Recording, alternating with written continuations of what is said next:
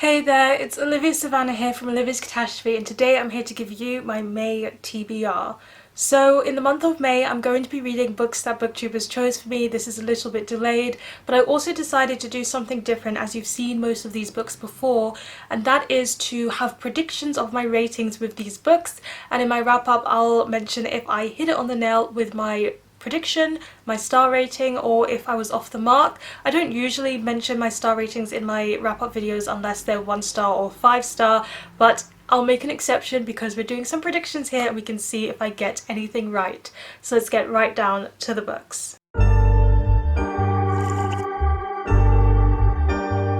To start us off, I have 4 books that actually booktubers didn't choose, but they're ones that I'm going to be reading this month anyway, and I just wanted to share them with you. So the first one I have here is A Little Life by Hanya Yanagihara, and this one is a big book. I'm not sure if we are going to finish it in the month of May, but I say we because I'll be buddy reading this one with Serena from A Wandering Mind, and this book follows these friends, and one of them I believe has had some really intense traumatic experiences in the past, and they all gravitate towards him, and it's just about their friendship over the years. And I'm looking forward to this one. I actually predict it's going to be 5 stars. A lot of people say that this is an emotionally intense book and a masterpiece, and emotionally intense books are definitely ones that usually vibe with me, so I'm going to predict that this one is going to be a 5 stars, and I really hope that it'll end up being the case because I love when the ones I think are going to be 5 stars are 5 stars. It makes me so happy. After that I'm going to actually be finishing university in May, which means I'm going to have a lot more time on my hands, which means I'm going to be reading A Vow So Bold and Deadly by Brigid Kemmerer. This is the last book in a Curse So Dark and Lonely series, and even though I got it immediately as it came out, I haven't picked it up yet simply because I just wanted to savor it. I really wanted to have like a full day or maybe a full 2 days where I could do nothing but read this book and be fully immersed. That's exactly what happened when I read A Heart So Fierce and Broken. I read it in a single day, even while I was in the middle of traveling, because I could do nothing but read, and I want to give myself the time and space to be able to enjoy this book the same way. I'm again predicting 5 stars. I've rated every single book in this series 5 stars so far, and I'm hoping that this finale will be epic and just as good as the other books for me, and that I can love it too. We've got a lot of 5-star predictions, but they're not all going to be 5-star predictions in this TBR, don't worry. The next one I have here is Mythos by Stephen Fry, and I'm going to be buddy reading this with one of my friends in real life, Luna. You may know Luna from my Australia vlogs. We met while we were in Australia, but she's actually also from the Netherlands, and yeah, we're going to be buddy reading this book together. She's also a reader, and this one is The Greek Myths Retold by Stephen Fry. I'm predicting 4 stars for this. I really do like Greek mythology. I've read quite a bit of it, so I'm probably going to know some of the myths in here, but I really like Stephen Fry as a audiobook narrator, and I'm thinking maybe I should get the audiobook for this one and like listen and read, but I'm looking forward to it and I think I'm going to really enjoy it. And then last but not least, for the new books on this TBR, we have The Raven King by Maggie Stiefvater. My Read It Backwards series is going to be returning to my channel this month, and I'm going to start rereading The Raven Cycle, which is one of my favourite series of all time. I will say the synopsis for the first book. This is the last book in the series because if I read a series backwards I start with the last one, and in this series we follow Blue, who is from a family of fortune tellers, and they go to the ley line every year to see who is going to be passing away in the town, and as she helps their family she stumbles across this boy, and she knows that he is sentenced to die sometime this year, and then she meets him in real life. She's also cursed to kill her true love after she kisses him. So that's all you really know at the beginning, and I feel like that doesn't summarize the story very well at all. It's definitely a different story to that, but that's the synopsis you get on the back of the first book, and I love this series. It's one of my favorite series of all time. I've got Raven Cycle merch all over my room, and I'm definitely predicting that even with this reread I'm going to be rating this one 5 stars most likely. Then we get into the books that were chosen for me. So the first one we have is Hamnet by Maggie O'Farrell. It's a story about Hamlet, which was Shakespeare's son, and we don't know that much about him, so this is kind of a fictionalized story of what might have happened, and it's also kind of a retelling of Hamlet. I've heard the writing is beautiful and lots of Shakespeare fans really love this book. It heavily focuses on grief, and I think I'm going to give this one 5 stars. I feel like it's going to have to work very hard for me not to. It's got Shakespeare involved, it's got grief involved, and those are 2 things that I really enjoy reading about, or not enjoy reading about because grief is a very sensitive topic, but interests me to read about, so I think I'm really going to love this one.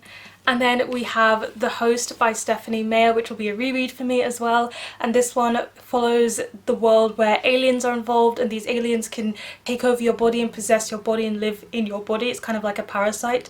But while they're living within you, your consciousness is still there. And we follow one of these aliens who does this, but then kind of wants to blend in among the humans and gets caught up in this love situation where the person who is the consciousness loves someone, but also the alien loves someone. And I really loved this when I was a teenager. I actually think it's better than Twilight and better written and a better concept. And I don't know if I should predict 5 or 4 stars. I feel like it'd be optimistic to say 5 stars, but the nostalgia and the fact that I'm trash for this book might land it into 5 stars again. But I think I'll go play it safe and say that I think I'll give this book 4 stars. It's another chunky one, and with chunky books it's very hard for me to give 5 stars because often I feel like they could have been trimmed down, but 4 stars I think that's what I'm going to give this one. Then we have The Diviners by Libba Bray, which is set around a murder mystery that happens in this magical 1926 kind of world, and we follow Evie, who is a thief, and I know that she comes in contact with a lot of different characters, and it just sounds really magical and interesting. I'm hoping to really like this, especially as it's a big book. I'm going to be buddy reading this with Nicole from Who Picked This Book, and I think I'm going to predict 4 stars. I'm going to play it safe again with 4 stars. I feel like I have the potential to love it, but that is really going to depend on how I feel about the characters. Then we have On the Come Up by Angie Thomas, and this one follows Bray, who wants to be a rapper. She wants to be the on the come up rapper, and I feel like the book is about whether or not she achieves this, because it has a lot to do with whether or not she'll have enough money to support her family if she manages to achieve her dreams. And I feel like it also is going to tackle some of the very important topics about racism, about the black experience, as Angie Thomas did with The Hate You Give.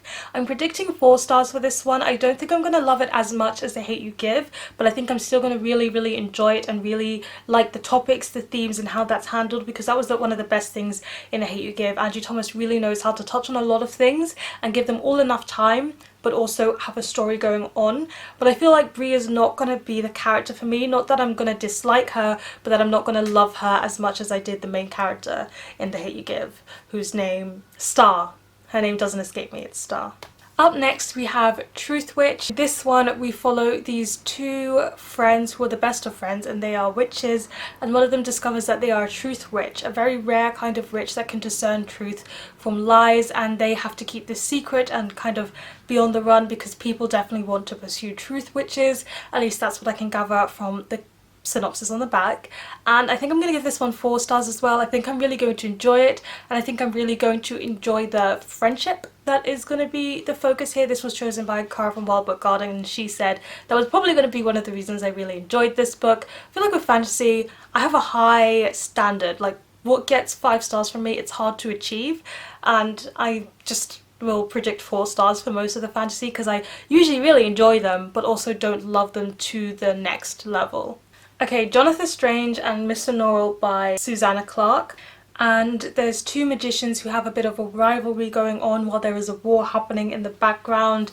And I think I'm going to give this one 4 stars. I really hope, like, this is what I hope I'm giving it 4 stars, because if I'm going to read a book this big, right, I want it to have a high rating. So I'm going to say 4 stars. I want it to be good, I want it to be that rating, and we'll see what it really gets. I feel like, you know, if I was being realistic, I'm going to say 3 stars for some reason, but this was predicted as a favourite for me by Emily from Emeloid, and the way she talked about it made me think that the themes that it focuses on are going to be something that I could potentially like, so I'm hoping 4 stars. I'm going to settle on a 4-star rating for this. We've got Blindness by Jose Saramago, and it's when blindness becomes a pandemic. So lots of people are suddenly going blind, but some don't, and it's kind of living with this blind pandemic thing going on. I think I'm going to give this 4 stars. A lot of people have said, including Mary from Mary Among Stories, who recommended this one to me or chose it for me, that his writing can be very hard to get into, and I think the writing is going to be the make or break for me, whether I can enjoy this story or not. But I'm hoping 4 stars. I feel like with classics, I usually immediately rate them a bit lower and then gradually over time think about them more and then rate them a bit higher, but I'm getting better with that, and I think it's going to be a 4 stars. We have Sharp Objects by Gillian Flynn, and this one is a thriller that's kind of set in a small town where there's lots and lots of secrets layered upon each other, and these are beginning to be unraveled. I think I'm going to settle for 3 stars only because of how much I struggled with Gone Girl, but I am anticipating liking this one more. The characters might be a bit more likable and therefore a bit more up my alley, so I'm hoping that I'll enjoy this one more than Gone Girl, but I'm still not sure I'm going to love it, so I'm going to say 3 stars, and hopefully this can go above and beyond and surprise me. And there you have it. Those are all the books that I'm hoping to read in May. Lots and lots of big books, but not quite as many as last month, I don't think, which is a good thing. Please let me know in the comment section down below what is a book that you are planning to read in May, or the first book that you're kicking off your month with.